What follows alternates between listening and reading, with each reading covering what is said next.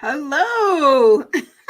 Good evening, families. My name is Alicia Newell, and I have the privilege of serving as tonight's MC for our parent table talk session. And our session tonight is all about your student accommodations. And the purpose of our family table talks is we really wanted to make sure that we had an opportunity to bring the experts to your living room for you to be able to ask any questions you may have about your students' experience here at Wichita State, and also to ensure that we're helping to meet your needs as you prepare your shockers for this fall semester. And so, as I said, my name is Alicia Newell, and I have the privilege of serving as one of the assistant vice presidents for student affairs. And in my role, I oversee our student service areas. In short, I kind of get to be the mom for campus, which I absolutely love. And I've been with the university for going on 20 years. And as a first generation college student, one of the things that I love and appreciate most about my role is being able to share the university resources with our students and families, and making sure that they have available all of the opportunities that were made to me so that they too can also be successful. And so hopefully tonight we have Isabel Medina Kaiser, who serves as our director for our Office of Student Accommodations and Testing. And then also Ms. Vanessa Soria. I always say Vanessa Soria. Go ahead, Vanessa. Soria Money-Rod. Money-Rod, thank you. Money-Rod, with our Office of Disability Support Services. And so they're going to talk to you a little bit about what their offices provide and the resources, the differences between the two offices, and then how they can help your student be successful while here at Wichita State.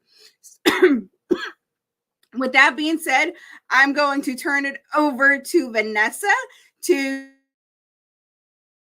take it away. And Vanessa, if you want to introduce yourself and maybe a little bit of background of your experience here at the university, and then go ahead.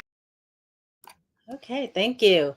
Again, my name is Vanessa Soria Money-Rod, and I've been at Wichita State University for 25 years. And I started out as a advisor with TRIO Student Support Services program, and then Kansas Kids That Gear Up, and then now TRIO Disability Support Services.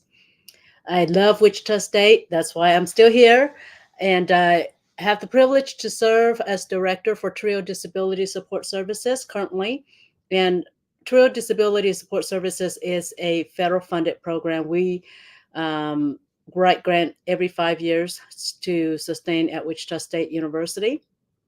And, do I press something to go next, Alicia, for my PowerPoint? Okay, there we go. So what is TRIO's Student Support Services program? Our purpose is to serve undergraduate students with disabilities through academic support, resources, and services, enabling them to persist and graduate from Wichita State. So we want to advocate for students with disabilities, okay? And students do have to apply to be in TRIO Disability Support Services program. Next. To be in the program, students have to complete the Disability Support Services application. If they are freshmen, incoming freshmen, they can provide us their high school transcript. If they have credits at WSU, then they can provide us their WSU transcript and their 1040 and a proof of disability status form. If they don't have a disability status form, then they can go to the Office of Student Accommodations to get that verification, and then they'll send back the status form for us. Okay, next.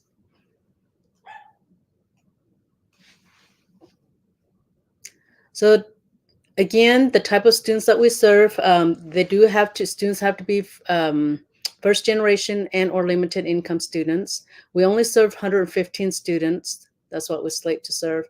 2/3 of our students have to be first generation and limited income. And 1/3 of our students can be either first generation or limited income.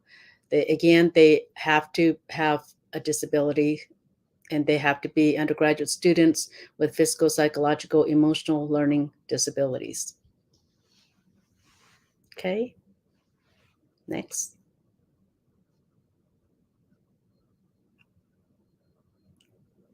Okay, these are the services that we provide for our students. So we meet with students on a weekly, monthly basis. It is a high intensity service that we provide for our students. It is a one-on-one service with our students. We meet with them for academic advising, graduate school advising, career advising, financial aid advising. We do also refer students out to various campus resources. We want to make sure that students are meeting with their college advisors. We kind of serve as a secondary advisor for our students. And we also provide grant aid, scholarship for students, as well as other EOF scholarship that we have. We also provide peer academic tutoring for students. Students are, when they request tutoring, they are committed to 2 hours a week with our tutors. Tutoring can be on campus or Zoom or Teams, whichever they prefer. And we also provide study skills and life skills workshops for our students. Okay. We are at our new place at the Chakra Success Center, room 223. If you're on campus, we'd love to have you visit us. And if you have any questions about what is Trio Disability Support Services, please come and talk to me about it. I could tell you more about other services that we may provide. But we are looking forward to helping all students that with disabilities. Okay, that's all I have. Perfect. I think one of the things, Vanessa, is that we always get that common question from families of what is the difference between your office and say Isabel's office in regards to the resources that are provided. So can you talk a little bit about like what some of those differences are? Yes, so the Office of Student Accommodations, they provide accommodations like note taking, test taking, right? We don't provide any of accommodations. We only provide the academic support, like the tutoring, the one-on-one advising. Yeah, so that is the big difference. Yeah. And workshops, Isabel and I collaborate to also do workshops. So majority of the students that I serve are actually students from the Office of Student Accommodations. So, yeah, and I think that's something that I appreciate is that there's a shared partnership between the offices, yes. And so sometimes students are like, well, can I be a part of this and this? And what I like to say is that you can never have enough support at Wichita State. There's so much that students can have. They just have to essentially show up and ask for that help, right? Exactly. And I encourage students to find all resources available and take advantage of those resources. The more you utilize the services on campus, the likelihood you'll be successful. Absolutely. Absolutely. All right. So I am going to switch over now to if you'll hang on with us and we'll ask folks if you have any questions, go ahead and drop them in the chat box. Vanessa's going to hang on with us and we'll be back to answer any questions momentarily. But we're going to go ahead and switch over to Miss Isabel Medina Kaiser, who serves as our guru of everything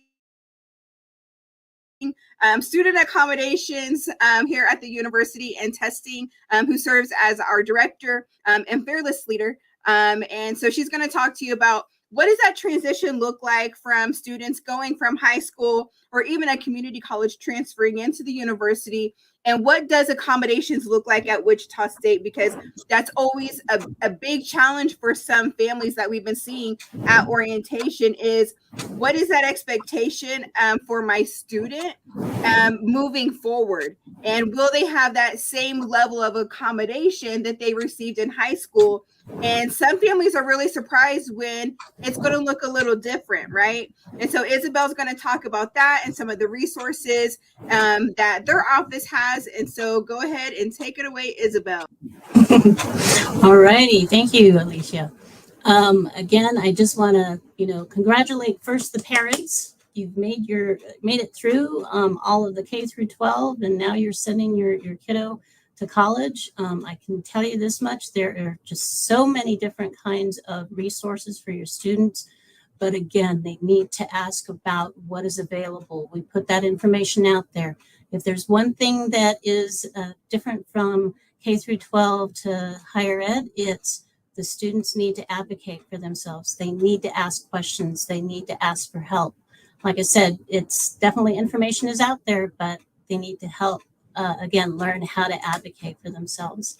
Again, my name is Isabel Medina Kaiser. I'm the director of the Office of Student Accommodations and Testing. And I've been doing this since 2009. I've been here now, I think this is my 5th year at Wichita State University. Basically, we are under the student affairs, and so we set the standards and determine what would be reasonable accommodations for our students. So first and foremost, we're going to need documentation. So the documentation could be the previous IEP, the 504, maybe an evaluation from a medical doctor or a counselor or psychologist, but any kind of proof, again, of the disability. Again, this would just basically say what the limitations are, and so that we can actually be able to set up reasonable accommodations for your students to try to provide equal access to the programs. Next slide, please.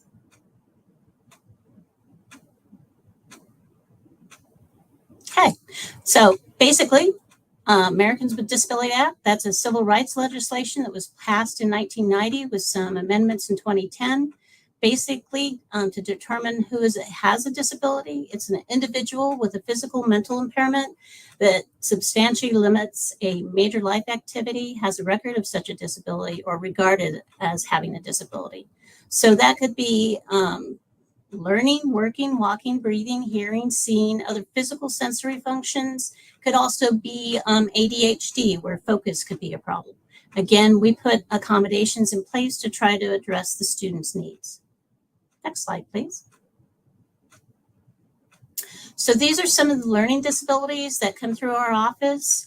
First one is dyscalculia, just like it sounds. It's a disability of math. I don't see that very often, but it does happen.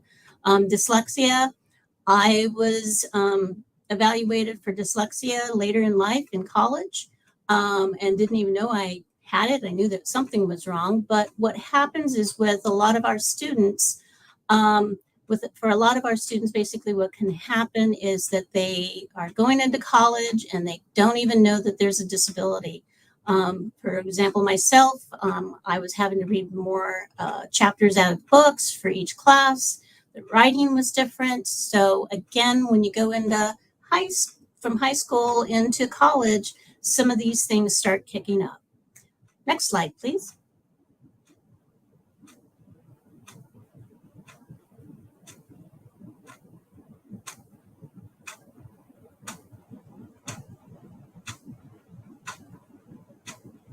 Okay, so it could be medical issues. We have students that are dealing with cancer. We have students with cerebral palsy.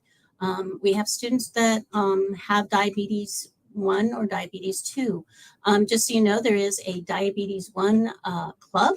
The students put that together, and I'm so grateful that they did that, because sometimes it's really important that basically our students have somebody to talk to. And sometimes, as they say, they don't trust anybody over 25. So it's always good to make sure that they have a support group.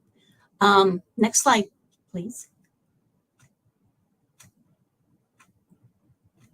It could be psychological disabilities. It could be ADHD, anxiety, autism spectrum disorder, schizophrenia. We have seen a great increase in the area of psychological disabilities. I would say at least 3/4 of our students that are registered with our office have at least one of those psychological disabilities in there. And so again, it's great that we have programs like CAPS so that the students can get counseling. So no, again, there is support for that. Next slide, please. Hearing, speaking, seeing. So we have students that are deaf and hard of hearing. So we provide interpreters for that. If that's what they're needing, if maybe it's a speech disorder or maybe vision disabilities. Next slide, please.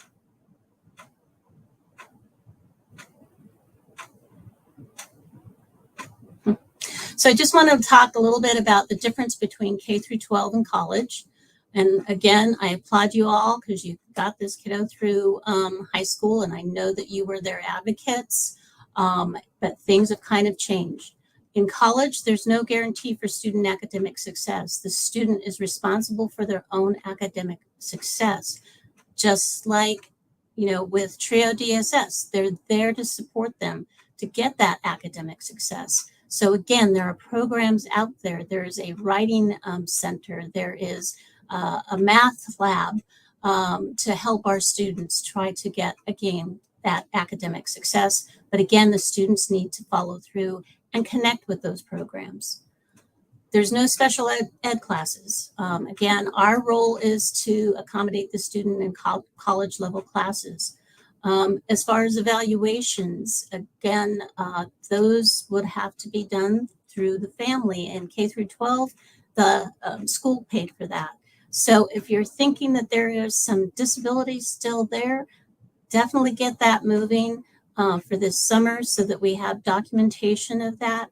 As I stated before, a lot of times the student doesn't even know that there's a disability within the learning disability area or maybe the psychological stuff. So it's really important, again, to get those evaluations done. They're not cheap. Most of evaluations, especially a full comprehensive evaluation, could be up to $2,000, and it could take up between 3 to 6 months to get that copy of the evaluation. Next slide, please. Again, students in the driver's seat. The student has to initiate the request for the reasonable accommodations. We don't have IEPs or 504s in post-secondary education. What we have is an accommodation letter. Again, student is also responsible for their own academic progress. There are reasonable accommodations, but it's not an automatic process. Student is in the driver's seat. Student has to connect with our office, fill out the application, meet with our intake providers, provide us documentation, and then we will set up accommodations based on their disability documentation that was provided to us. Again, it is an interactive process, so we also want to hear how the student is dealing with housing issues. How are they dealing with food issues? So we do a full intake with the student. Next slide, please. There are no modifications, okay? In K through 12, there was modifications. The student has to do the full load of homework, the full load of tests. So again, that is a little bit different than what happened in K through 12. This is a time for our student to advocate for self. That's so important. Again, as a parent, I get that you want to be involved, but again, this is a transition for the student. So really use this summer, what we have left over, to help that student transition. So that means making sure that the student knows how to order their medications. It means the student knowing how to wake themselves up in the morning. I know that's hard because it's hard for everybody, but again, it's something that they need to start transitioning on. There's no personal services either. This here is a QR code for the student to be able to access our application. So basically, please take a picture of the QR code. That will help that student get into the system and fill out the application. And then you just follow the instructions. Next slide, please. So basically, again, Student goes to our website or uses this QR code. They click on the new student application. They fill out the application. Again, this application is really important. So that way it gives us a self-report of how the disability is actually affecting them and what potential accommodations might be needed. And then we set up, as I stated before, we will definitely need documentation of the disability. I'm not a person that's going to say, oh my God, the documentation is more than 3 years old. Most of your disabilities are not just going to disappear overnight. Okay, it may get worse, it may get better. You might learn how to take care of some stuff by self-advocacy, but it's not going to disappear.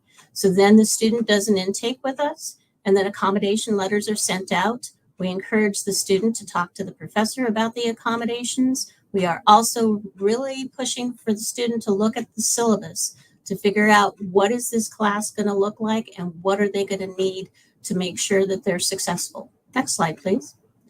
So let's say the student comes back the next semester. All they need to do is jump again into our AIM student portal, pick which classes they want their letters sent to, send those letters out, meet with their professors. The only time that we need to meet with a student again is if things change, maybe their disability gets worse, maybe there's a new diagnosis, maybe medication has changed. In fact, if anything, what we look at is also what kind of medication they're taking, because that can affect issues just as, as much as the actual diagnosis. Next slide, please. This information is confidential. I've had students that said to me, oh, I don't want to get accommodations because when I get my degree, it's going to say degree in engineering with accommodations. It's not going to say that, okay? The only persons that know about this, that the student is registered with our office, is our office, the student, and then the professor who receives the accommodation letter. The accommodation letter does not list the type of disability. So again, this is very confidential. Next slide, please. So some of the testing accommodations could be testing, extended time. We usually do double time. It could be a private room. It could be use of a computer, use of a calculator. Flexibility with exam and due dates are typically for our students with medical issues. We do all the proctored accommodated testing in our own office. We basically merge testing with what we used to be called Office Disability Services so that we could serve our students better. Next slide, please. This is specifically the QR code to be able to schedule an exam. So you're welcome to, again, get your cameras out, do the QR code so that the student can get in to schedule their proctored exam. Next slide, please. Again, student is in the driver's seat. So the student has to schedule the proctored exam test at least 3 days before the test or exam, or if it's midterms and finals, it should be about 2 weeks before. Classroom accommodations, it could be anything from note-taking. Right now, what we're really focusing on with the note-taking is we have what's called Echo Smart Pens for the students to be able to use. Again, we want our students to be as independent as possible and utilize any of the assistive technology that will be available to them in a workplace situation. Next slide. Could be priority class registration, especially if there's medical issues.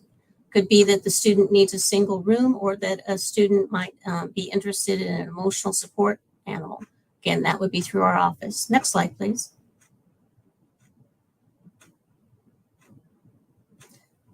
We're really pushing for accommodations for practicums, internships, and clinicals. What I see is that a lot of times within those areas, it's the communication. And again, communication and supervision is really important, especially if there are disabilities that are kicking up for that student within practicums, internships, and clinicals. So again, trying to make our students be prepared and ready for the workplace. Next slide, please. This here is specifically it's called the Job Accommodation Network. It's how you can find out what kind of workplace accommodations would be set for your student. Most important thing for your student is to gain knowledge of how your disability affects your academics and your day-to-day living. Next slide, please. Oops. Okay. That was okay. Self-advocacy. Advocating for what you believe in is crucial. If you don't ask for it, people assume that you do not need it. Another one I love is closed mouths receive no food. So again, it's so important for the student to do self-advocacy. Next slide, please. This is our staff. Okay, takes a lot, takes a village to help all these students. Everything from our access coaches to our coordinator, to myself, to our testing coordinator, and specifically our access coaches. Next slide, please. Again, as Vanessa was just talking about, we're moving to a new place. So again, Office of Student Accommodation and Testing. It does say Grace Wilkie, room 203, but we are now going to be in the middle of June next week at the Shocker Center, room 118. Phone number is 316-978-3309. And again, at the bottom of the screen, our email address is osat@wichita.edu, and wichita.edu /OSAT is our website. Next slide, please. Oops. Okay. As I said before, we're going to be in the Shocker Success Center. I did want to just mention that we have purchased a new program. It's called Kurzweil 3000. Kurzweil 3000 is a study tool and will help students with writing and with studying and reading. There is a text-to-speech program, browser extension, interactive notes, markup tools, and study tools that will help our students. So again, this is just something that is an assistive technology that will be available to our students starting fall. By tomorrow, that information should be in our website. So just click on Assistive Technology tab, and that will direct you right to that. Thank you. Perfect. I think that's a lot of really great information, and really thanks, Isabel, for sharing a little bit more about some of the distinct differences between the offices. And I think it's always interesting when I hear a student say, oh, I'm connected with Miss Vanessa's office, but I haven't gone over here. And at the end of the day, we really don't, it doesn't matter where the student ends up, right? Because like Vanessa said, a lot of her students end up being Isabel students and vice versa. They are our students. And we just want to make sure that at the end of the day, our students are getting taken care of and the support and resources they need to be successful. And so if there's something that maybe a service or resource that Vanessa's office can't provide, they're going to do a referral on campus or where it may, to make sure that that need is getting met. And so one of the questions that came in was, how much does tutoring cost? And this was generated to you, Miss Vanessa, in regards to the tutoring services within DSS. Tutoring is free. So we have tutors from, most of our tutors are classes in undergraduate general ed courses. Now, if we have a student that needs help with upper level courses, we will still hire a student that's taking that class for the student. Or if the student wants to have like a study buddy to tutor them, that's fine too. We will hire the student to help the help the other student. But our goal is to make sure the students, your students, are successful. So we'll find resources. We will do whatever we need to do to make sure that our students graduate from WSU. And that's our mission, is to persist, help students persist, retain them, and graduate them. Yeah. I really like the thing that you had talked about is that requirement of having study hours within your area of students who are in the program. And one of the things that we often find, especially just in general for new college students in general, is the hardest part of transition, especially if they're moving away from home for the first time, is having that consistent schedule, having a schedule and having that repetition and being comfortable in that new routine, how critical it is. And sometimes when students aren't required that scheduled study time, it just kind of falls to the wayside, right? And they forget about it. And so that's where I really like within your program, Vanessa, is that you guys kind of help them structure that out and plan for that, and making sure that that accountability is there, and making sure that they're getting that taken care of. Another question that came in is about access to the students' information. So this is probably a little bit more for you, Isabel, in regards to the accommodations, and if students are taking advantage of these things. And so our program on Tuesday was all about parent access. We talked about FERPA. We talked about release of informations. And so can you talk a little bit about what your process is? And even Vanessa, if you want to chime in, if you guys have one, what that process is for your office in order for you to be able to share information with families. Again, we have a FERPA release form specifically for our office. So that way, again, if the parents are wanting information, they're going to have to ask for the student to fill it out if they're willing to. And I think it's really important. I want my parents to be involved, especially during the intake, because I want you all to know what we covered. So that way we're all in the same room. And again, I think it's important, but again, step by step, letting that transitioning happen is really important. But yes, a form would have to be signed, and the student would have to do that. Ours is the same as Isabel. One thing I do want to encourage parents to do is, I know it's hard to let go of your students, and they will be in good hands with Isabel. There's Isabel's staff and our staff. Sometimes I think it's hard for parents to do that. I get it, but sometimes when you let the student advocate for themselves, they are likely to be successful because they have a buy-in. They want to be successful. And I want to share a little bit if I have some time, but I had a student that came in with a mom, for example, and the mom wants to be in the conversation. I had to ask the mom to step outside. And so she didn't like that, but the daughter finally said, "Oh, my mom can come in." And so that was fine. After that, I talked to the student. I said that sometime, you have to have that independency, right? Because that's the only way you can grow. I'm not saying that you can't have your mom be included for anything, but sometimes as a student, they have to learn how to grow, to be independent. So I encourage parents. I know it's hard. I'm a parent of a 18 and 24-year-old kid, young adult, and it's hard.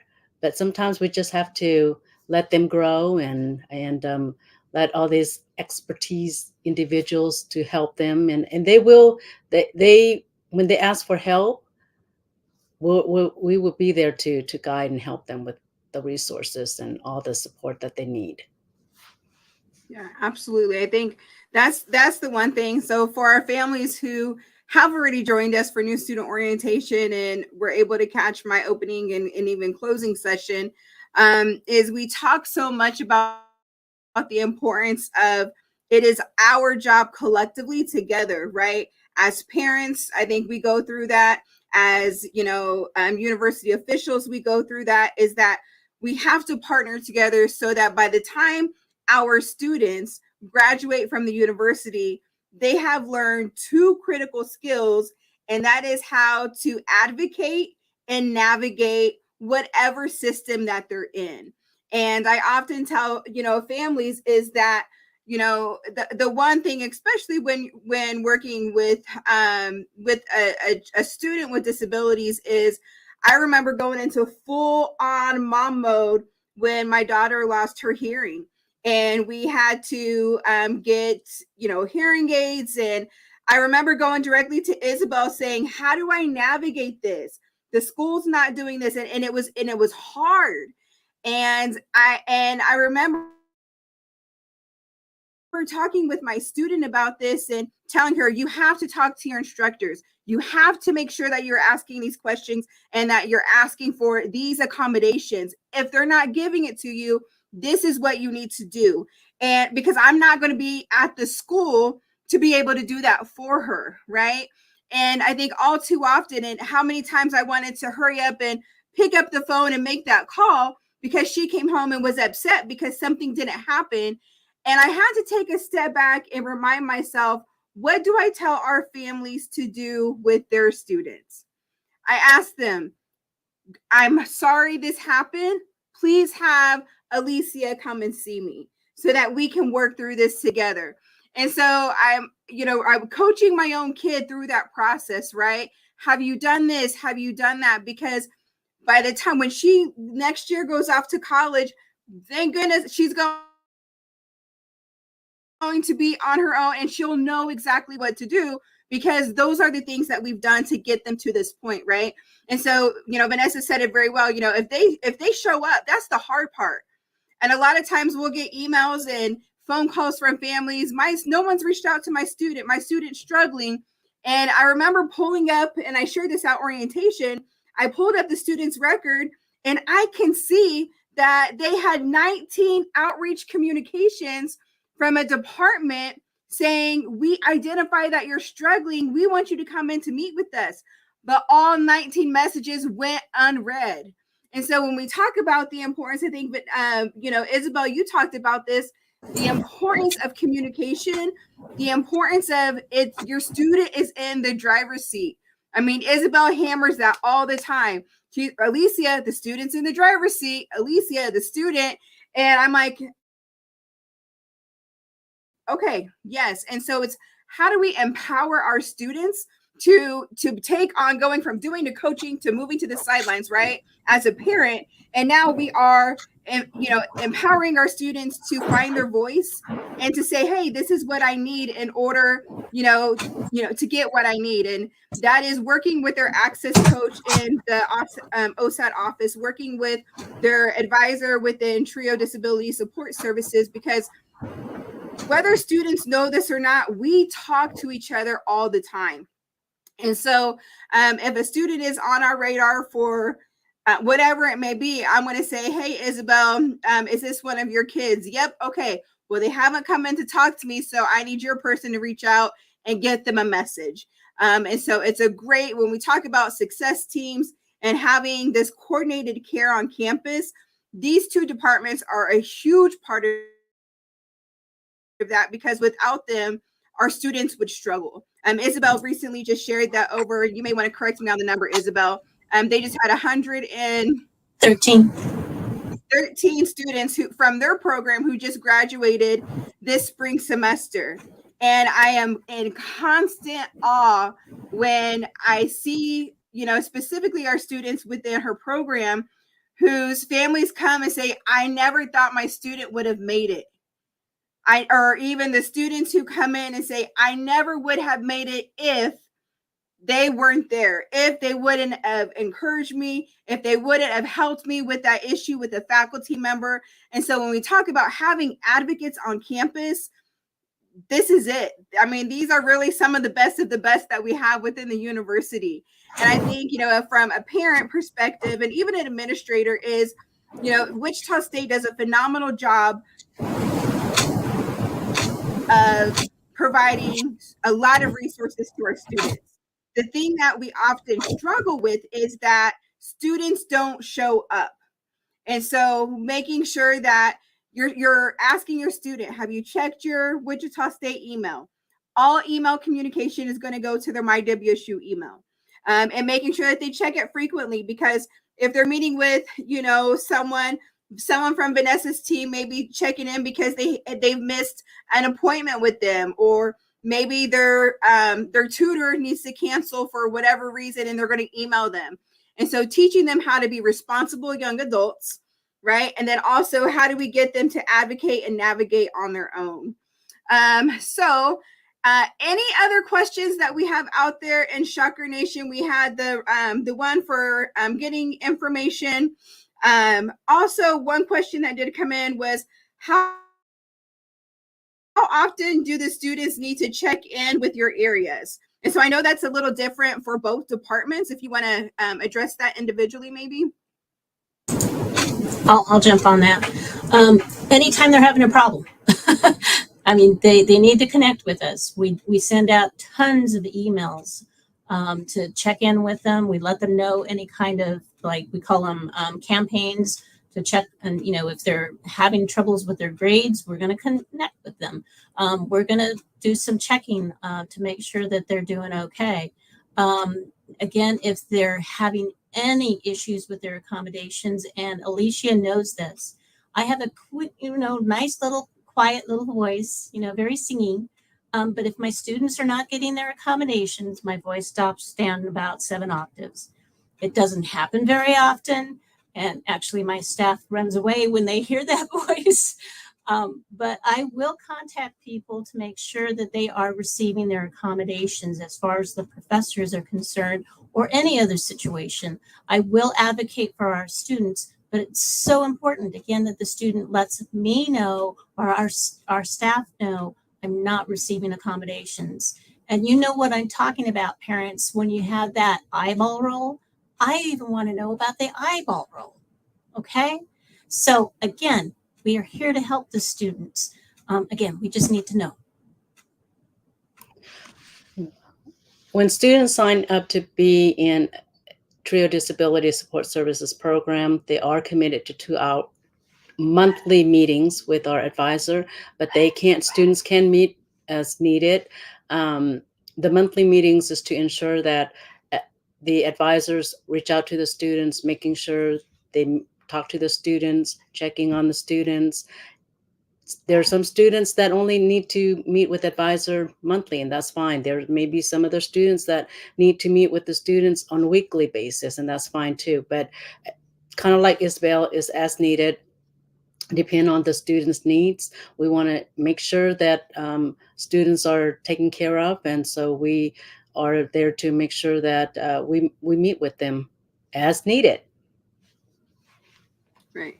I think that's the thing, it's as needed, when as much as they want, right? I mean, we don't want them in every day, just, sucking up all of the time, but we do want them to come in and feel comfortable and knowing that they have that support.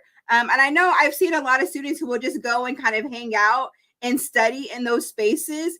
And the beautiful thing about these two offices now being kind of co-located in the same building is that there is plenty of space for our students to go and study in and really make those departments their home away from home. And so if they need a space just to go in, I know Isabel's like, they just need to chill out. They just need a chill out room because they're too hypersensitive, something. I don't know what it is. Isabel, what is it? Especially if it's autism or Yes. autism spectrum, it's just, a place where they can unplug and Yes. just turn off all that noise and everything that's going on. And again, just a chill place. Yeah. And just, a place again where they feel safe. And I think that's most important. And so within the Shocker Success Center, there will be our TRIO Disability Support Services, our Office of Student Accommodations and Testing, our one-stop student services department that we talk a lot about, our Student Success Center with their success coach, the tutoring services, supplemental instruction, all of that will be housed within one area. So it's nice that they can get up and maybe if they're meeting with Isabel's folks and they're saying, man, I really need a tutor, they can walk them down the hall and get them connected with Vanessa's folks or one of our other tutoring centers. And so it's really exciting to see that.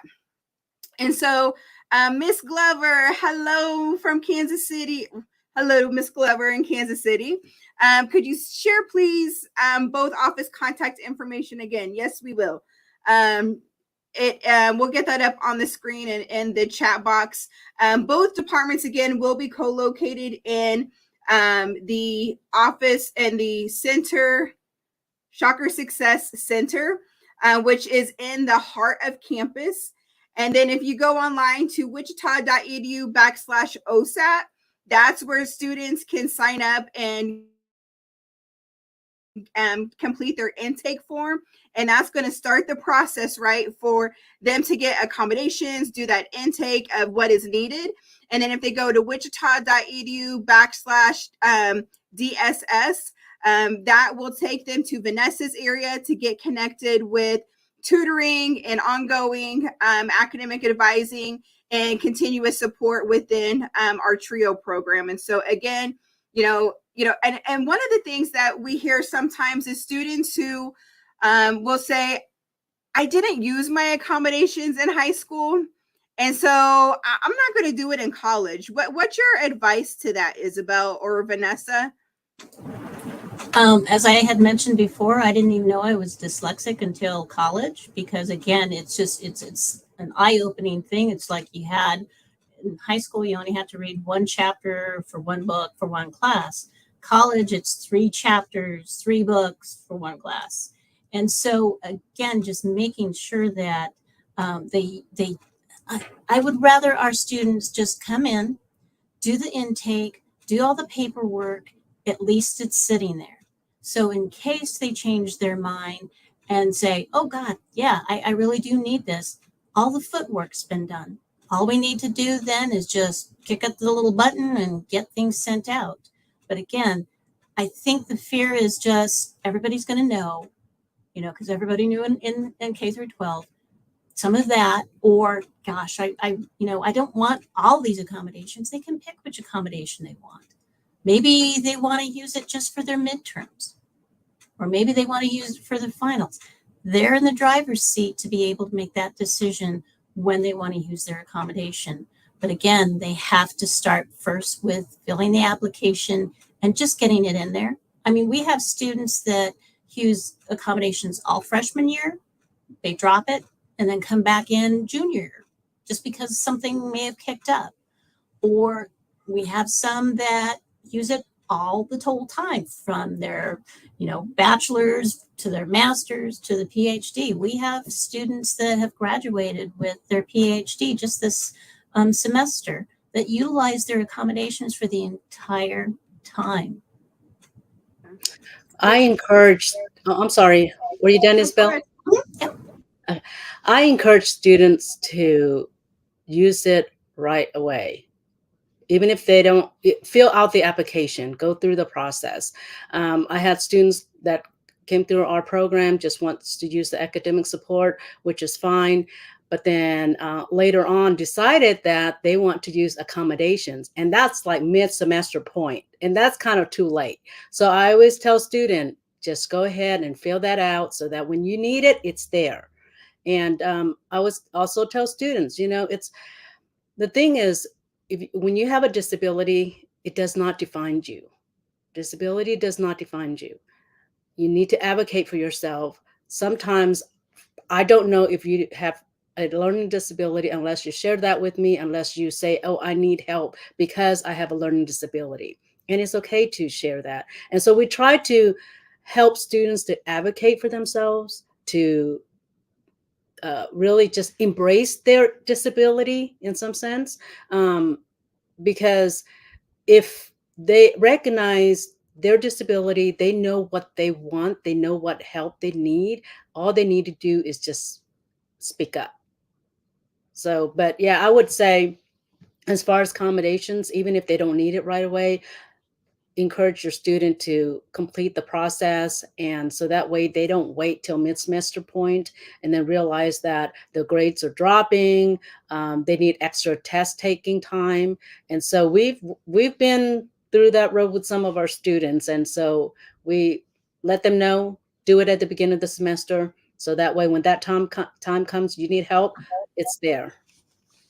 Yeah. And I think that's, perfect advice because as Isabel said, sometimes you're, mid-semester towards the end and it's okay, now we can't do this retro, activity with it. But if our students have it on file from the very beginning and the very forefront, and this is what is needed, and it could be because it's, something that kicks up every once in a while, that it's there for them to use when they need it.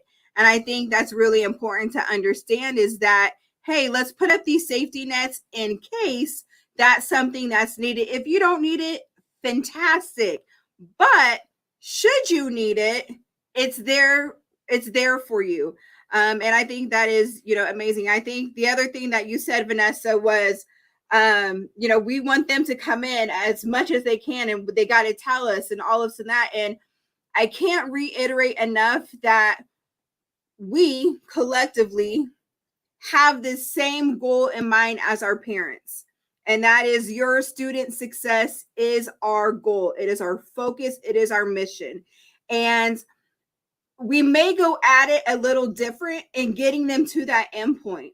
And so when parents call us and say, hey, why I need this tutor, my kids requested this, or how come these accommodations haven't been sent out? If we don't have that release on file to talk with families, then families are going to get a little frustrated. And so just please keep in mind that, we have that same goal. We're not going to steer your kid in the wrong direction, but we will ask them and have that expectation of how can we help them advocate and navigate on their own. So we may say, thank you for calling, Miss Maria. However, I'm going to need Vanessa to come in and talk with me so that we can work through this issue together. And making sure that families know that we have their best interest at heart, but we are going to help them advocate and navigate that situation to get a final result. And so that's just one thing that I cannot reiterate enough, because we hear it all the time. And it's one of those things.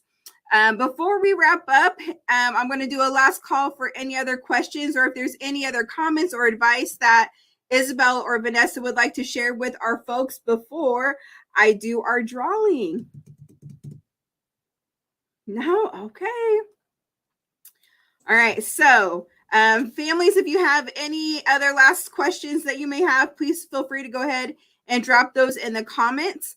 But tonight's parent table talk winners are Ann Julian and Catherine Lagley. So Ann and Catherine, you are the winners of a Shocker Parent Family table talk tumbler. And so this will be sent to you in the mail. So keep an eye out on your email for more information from us that we'll need to get from you. Also, yes, Yvette, previous sessions are recorded.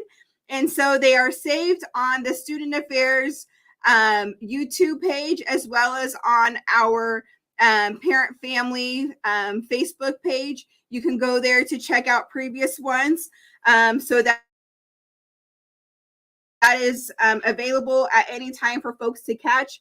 We talked on Tuesday about parent family access, as well as how to get textbooks, as well as getting involved, your student health, your Shockers first year, and what to expect at orientation. And so all of those recordings are out there. I know we have one coming up next Tuesday, July 16th, that everybody is waiting for. And this is your Shockers finances. And so this is where we have our Office of Financial Aid and accounts receivable coming. And they're going to walk you through step by step. How do you view your student's bill? Because those are posted in their accounts now. How do you view the student bill? How do you help read the student bill? How do you set up a payment plan or make payments? And then how do you understand your financial aid? And if you're having issues or challenges with financial aid, we are bringing the experts to your home next Tuesday, 6 p.m. to answer all the questions, financial aid and more. So make sure you tune in for that. Without any other questions, I want to thank everyone for joining us tonight, and especially our two experts in-house, Vanessa and Isabel, for taking time tonight for sharing your information with us. And for our Shocker families out there, if there's anything that we can do to help support your student and their journey, our contact is on the website. We are all on standby, ready to help and serve your students. And we look forward to seeing you on campus soon. Until then, have a great evening and go Shocks.